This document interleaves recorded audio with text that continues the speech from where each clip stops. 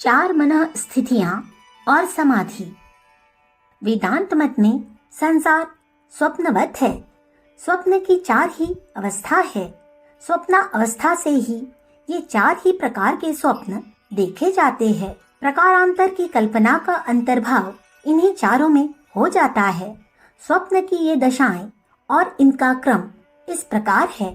पहला, जब मनुष्य सोने लगता है तो क्रमशः बाह्य व्यापार बंद होने लगते हैं।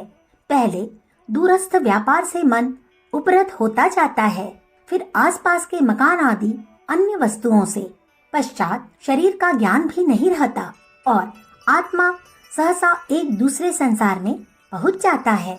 इस प्रथम प्रकार के स्वप्न की अंतिम दशा में अन्यमय कोश का संबंध विच्छेद हो जाता है। केवल शरीराध्यास की वासना बनी रहती है। इस प्रथम स्वप्न में जो दृश्य हमारे सामने आते हैं उनके संबंध में इष्ट अनिष्ट की कल्पना मन करता है और इष्ट निष्ठ का निर्णय बुद्धि करती है। इष्ट की प्राप्ति और अनिष्ट के त्याग के लिए मन प्राण को प्रेरणा करता है। इस दशा में भयंकर सिंह, सर्प आदि अनिष्ट पदार्थों से स्वप्न दृष्टा भागना चाहता है तो सोते सोते अनायास पांव हिलने कांपने लगते हैं। कभी कभी उठकर चलने भी लगता है। जीवात्मा यह स्वप्न व्यापार प्राणमय कोश पर्यंत के अध्यास से करता है।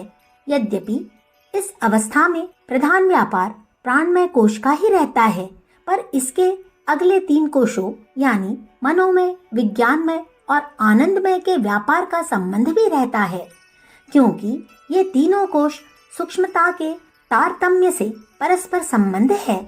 यहाँ क्रिया यानी भागना चलना आदि प्राणमय कोश का काम है।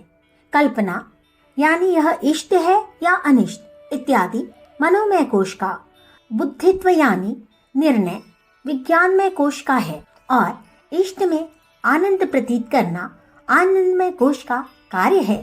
स्वप्न की दूसरी दशा यह है कि दृष्टा सिंह आदि अनिष्ट पदार्थ को देखकर भागना चाहता है। पांव काम नहीं देते, चल नहीं सकता, किसी को पुकारना चाहता है पर जबान नहीं खुलती। इसका कारण यह है कि इस दशा में आत्मा में प्राणमय कोश का अध्याय छूट जाता है, यानी क्रिया प्राणमय कोश के सहारे होती है, इसलिए ऐसा होता है। इस अवस्था में शेष तीनों कोशों का काम बराबर जारी रहता है, अर्थात मन की कल्पना, बुद्धि का निर्णय और इष्ट में आनंद का मान, यह सब होता रहता है। उक्त दोनों प्रकार के स्वप्न सर्वसाधारण को होते हैं। स्वप्न की तीसरी दशा यह है कि वस्तु यानी स्वप्न इष्ट या अनिष्ट सामने है, पर उसके संबंध में ग्रहण या परिहार की कल्पना नहीं होती। इष्ट तटस्थ बना रहता है।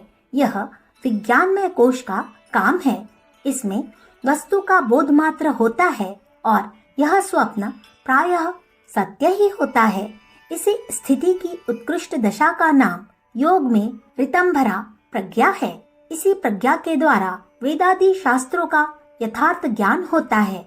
इसमें सात्विक वासना का लेश होता है। स्वप्न की चौथी अवस्था वह है जिसमें दृश्य कुछ नहीं होता, केवल आनंद का आभास होता है, क्योंकि इस अवस्था में बुद्धि का व्यापार बंद हो जाता है। यह दशा आनंदमय कोश की है। इसमें अन्य किसी कोश का संबंध लेश मात्र भी नहीं रहता। यह अंतिम दोनों स्वप्न यानी तीसरा चौथा सिर्फ संयमी पुरुष को ही होते हैं। इसे ही सबीज या सविकल्प भी कहते हैं। इन उक्त प्रकार की चारों स्वप्नों की दशा से परे पहुंचने पर जो भी अवस्था रहती है वही आत्म स्वरूप की दशा, प्रत्यगावस्था अथवा विशुद्धि ज्ञान है।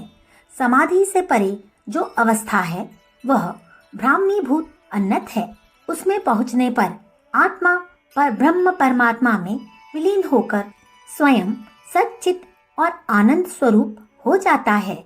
इस अवस्था को प्राप्त करने के उपरांत और कुछ प्राप्त करना शेष नहीं रहता। अखंड ज्योति, फरवरी सन 1950, पृष्ठ संख्या 24-25।